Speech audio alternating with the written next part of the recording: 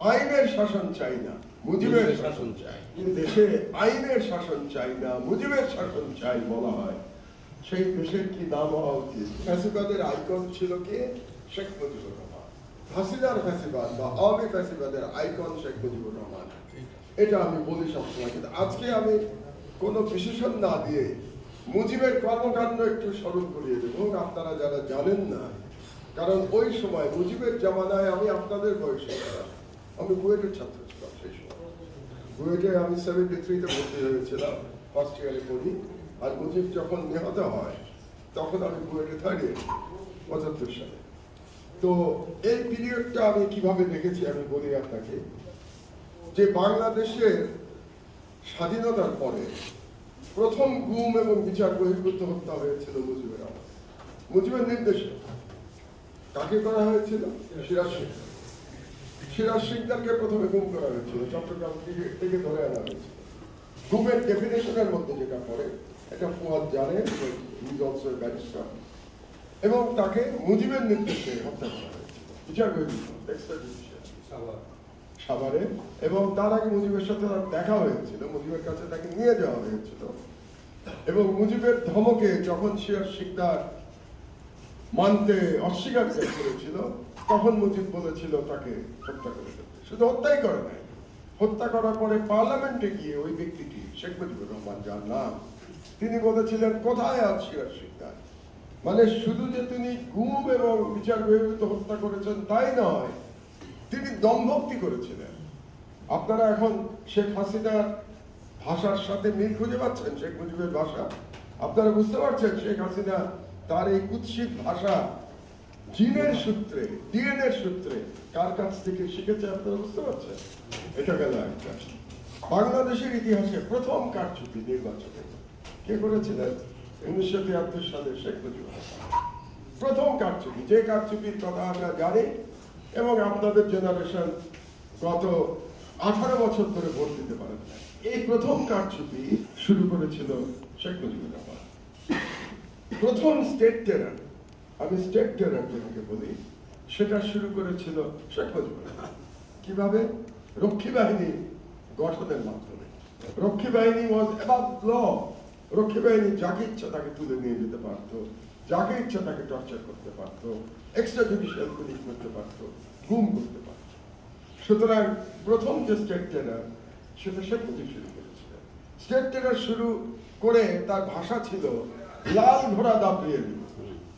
লাল ঘোড়া দাবড়িয়ে দিব বলে তিনি জনগণকে, নাগরিককে বা বাসিন্দাকে, ওদের ভাষায় বাসিন্দাকে হুমকি দিতেন, লাল ঘোড়া দাবড়িয়ে দিব আমার কথা না শুনতে। এবং তখন তার একজন অতি অত্যাচারী ভাগিনা ছিল যার নাম শেখ মনি, যার ছেলে তাপস লুটেরাদের মধ্যে একজন, ভয়াবহ লুটেরাদের মধ্যে একজন। দুর্ভাগ্যজনক ভাবে তাপসও নাকি আমাদের পোয়াদের মতো এক ব্যারিস্টার।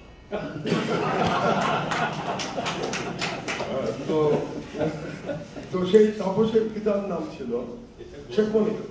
শেখ মনির একটা বিখ্যাত ডায়ালগ ছিল, বিখ্যাত স্লোগান ছিল, আইনের শাসন চাই না, মুজিবের শাসন চাই।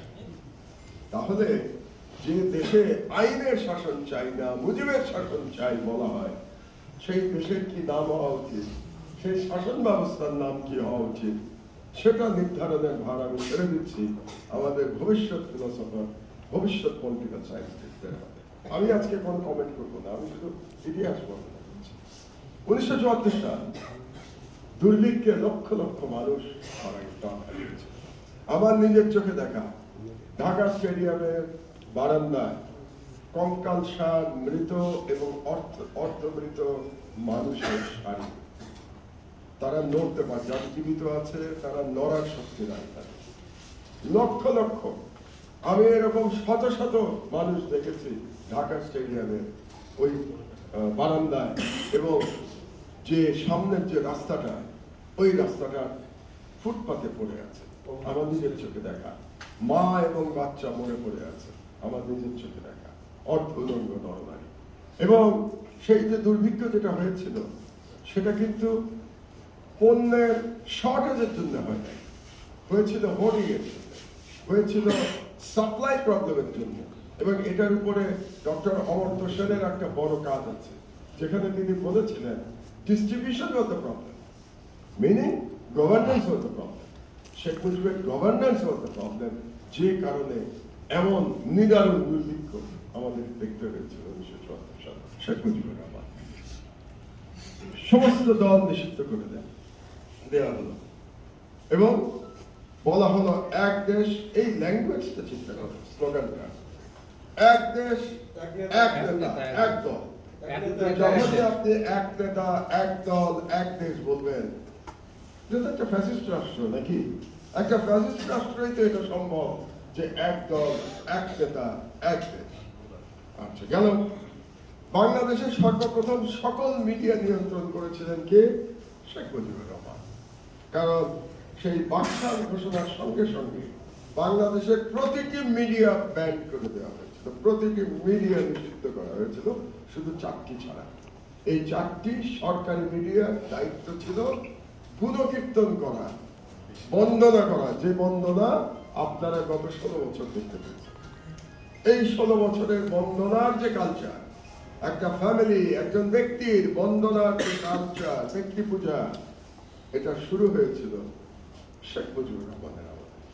এবং আমার একটা দৃশ্যের কথা মনে পড়ে, শেখ মুজিবুর রহমান অনেকটা মহামানবের মতো অথবা ঈশ্বর প্রদত্ত কোনো ব্যক্তির মতো দাঁড়িয়ে আছেন, তার বাড়ির বারান্দায় দাঁড়িয়ে আছেন, বৃষ্টির মধ্যে। শত শত ইউনিভার্সিটির টিচার, শত শত নাম করা পলিটিশিয়ান এবং সবাই বৃষ্টির মধ্যে, রোদের মধ্যে দাঁড়িয়ে আছে তার কদম খুশি করবার জন্য। এই দৃশ্য আমার দেখা, এবং সবাই, কারণ সবাইকে নেতার কদম খুশি করে তারপরে বাকশালে যোগদান করতে হবে। বাকশালে যোগদানের প্রক্রিয়া ছিল আগে মুজিবকে কদম খুশি করতে হবে। তো তাহলে শেখ হাসিনার যে শাসনকাল আপনারা 16 বছর দেখেছেন, আর শেখ মুজিবের শাসনকাল ছিল 3.5 বছর, মাত্র 3.5 বছর। তো 3.5 বছরে যে লোকটি এই সব কর্ম করতে পেরেছিল, সেই লোকটি যদি হাসিনার মতো 15 বছর সময় পেত, তাহলে জনগণের উপরে কি কি করতো আপনারা চিন্তা করবেন। আপনারা হাসিনাকে বলেন ভয়ানক হাসিনা, খুনি হাসিনা, দুর্নীতিবাজ হাসিনা, তাহলে শেখ মুজিবকে কি বলবেন আপনারা? আবারও আমি বলছি, আজকে আমি কোনো কমেন্ট করবো না, এটা আপনারা করবেন যে শেখ মুজিব, এই যে ফাঁসিবাদের আইকনকে বলার চেষ্টা করা হচ্ছে হাসিনা খারাপ, মুজিব ভালো। কারণ ওই আইকনটাকে ঠিক রাখতে হবে। যদি ফ্যাসিবাদ ফিরে আসতে হয়, তাহলে আইকনকে তার জায়গায় রাখতে হবে। আইকনকে রাখতে পারলে ফ্যাসিবাদ ফিরে আসতে পারে। সুতরাং হাসিনাকে এখন ফেলে দিতে কোনো সমস্যা নাই তাদের, ভারতীয় সাম্রাজ্যবাদের, ইন্ডিয়ান হেজমনির কোনো সমস্যা নাই হাসিনাকে অস্বীকার করতে, কিন্তু মুজিবকে ঠিক রাখতে হবে। কারণ না হলে ফ্যাসিবাদ ফিরবে কি করে? আইকন ঠিক রাখতে হবে। কাজে আমাদের কাজ হচ্ছে এই ইতিহাস বর্ণনা করে ওই আইকনকে ছুঁড়ে ফেলে দেওয়া। ওই আইকনকে ছুঁড়ে ফেলে দিলে আপনি রাস্তা বন্ধ করতে